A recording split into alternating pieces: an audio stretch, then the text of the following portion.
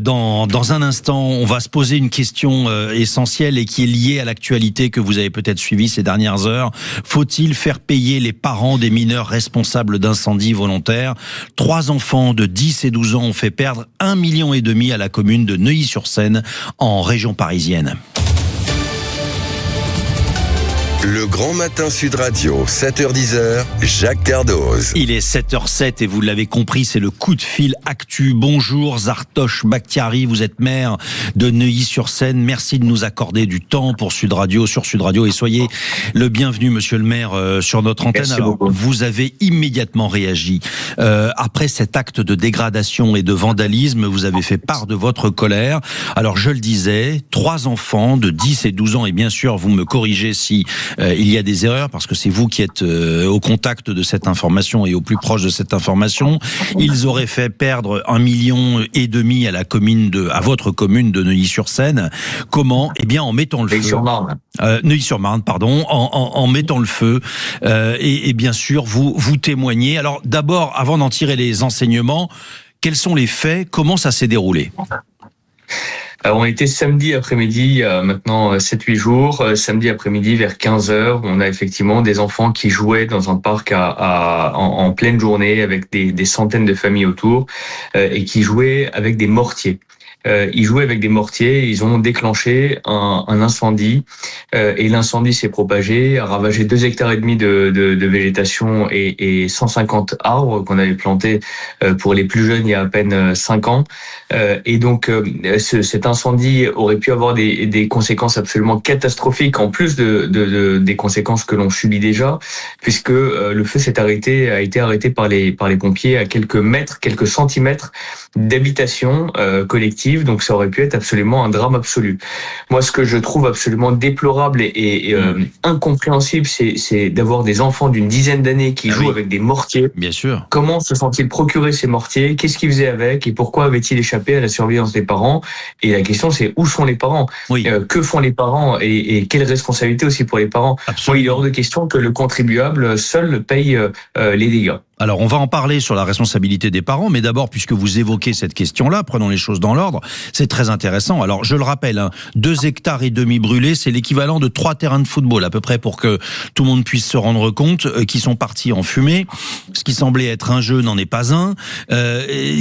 Comment se fait-il qu'ils aient été au contact de ces mortiers, justement, puisque maintenant, ça fait quelques jours, on a un peu de recul. C'est absolument incompréhensible. Alors moi, j'ai porté plainte pour que une enquête soit menée avec précision et qu'on puisse exactement comprendre qui étaient les enfants. Alors nous, on a les caméras, on voit physiquement à quoi ils ressemblent et on peut parfaitement les identifier. Donc moi, j'attends que le procureur de la République aille au bout, parce que le Premier ministre a dit il faut que la justice passe. J'attends qu'elle passe parce que ça fait quand même quasiment une dizaine de jours maintenant et je ne vois rien bouger. Donc j'espère vraiment que ça avancera. Ce qu'ils faisaient avec les mortiers à 10 ans, j'en sais strictement rien, honnêtement. C'est incompréhensible. Ça mène. Enfin, vous savez, les mortiers mènent la vie dure à des habitants partout dans notre pays. Et donc aujourd'hui, il faut un peu de fermeté aussi là-dessus. Il faut de la fermeté sur l'usage de ces engins pyrotechniques. Il faut pas que des enfants d'une dizaine d'années puissent s'en procurer facilement. Et aujourd'hui, on le voit bien, ça peut avoir des conséquences dramatiques. Outre les incendies qui ont été provoqués dans des habitations près de Lyon, aussi avec l'usage de ces mortiers. Oui, alors Zartosh Bakhtiari, maire de Neuilly-sur-Marne, justement, on parle de la responsabilité des parents et vous dites il faut qu'ils assument financièrement les conséquences. Comment vous comptez vous y prendre ? Concrètement, la loi française, le Code civil permet d'engager la responsabilité des parents du fait des enfants qui sont sous leur responsabilité. Aujourd'hui, on a on a des centaines de milliers d'euros de dégâts puisque on a 150 arbres à replanter, on a 2,5 hectares à réaménager. Et pas n'importe quel arbre d'ailleurs, parce que je crois que vous aviez planté en plus des arbres japonais, des cerisiers japonais, voilà. Exactement. Et donc, on a une grande plaine de cerisiers japonais. Mais oui, absolument. Et il faut dans tous les cas que les parents assument leurs responsabilités. Vous savez, quand on est parent, on a une responsabilité vis-à-vis de l'enfant, on a aussi une responsabilité vis-à-vis de toute la société. Et quand on n'assume pas sa responsabilité vis-à-vis de la société, il faut envoyer un signal, il faut que la société envoie le message et envoie la facture.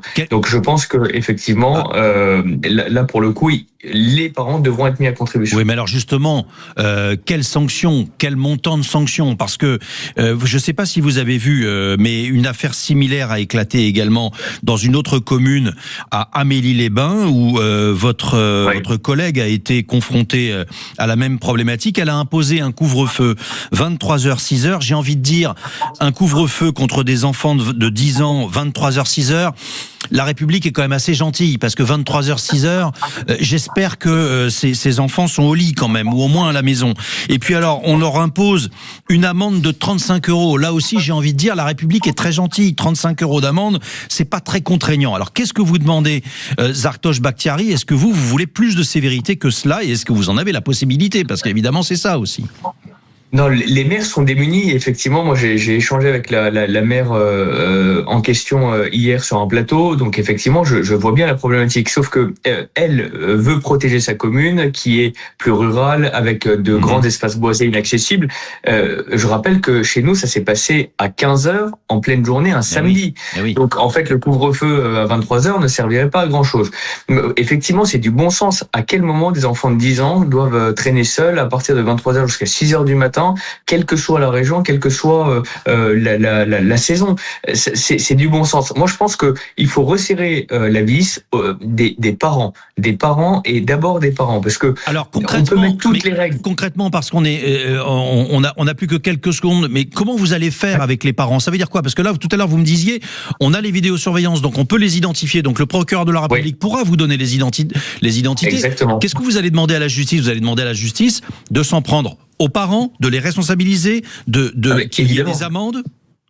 De payer la facture. J'ai plusieurs centaines de milliers d'euros de dégâts, donc moi j'ai porté plainte pour toutes les dégradations que l'on a eues. Donc et il je faut demande que les parents payent plusieurs centaines de milliers d'euros parce qu'il y a eu dégradation de plusieurs centaines de milliers d'euros. Il faut qu'ils payent la somme qui sera chiffrée. Il faut qu'ils payent. Il faut que le message soit clair et envoyé de manière à ce que chacun comprenne que sa responsabilité est aussi de surveiller et d'éduquer ses enfants. Merci en tous les cas, monsieur Zartosh Bakhtiari, maire de Neuilly-sur-Marne, et pardon pour l'erreur, d'avoir témoigné sur l'antenne de Sud Radio. Avec ce discours très clair, vous demandez plus de sévérité, des sanctions à la justice, et en tous les cas, l'enquête avance puisque, vous semblez le dire, la vidéosurveillance ne se trompe pas et donne les identités de ces enfants, je le rappelle, de 10 à 12 ans. 3 enfants de 10 à 12 ans qui auraient fait perdre, selon les estimations, 1,5 million à cette commune de région parisienne.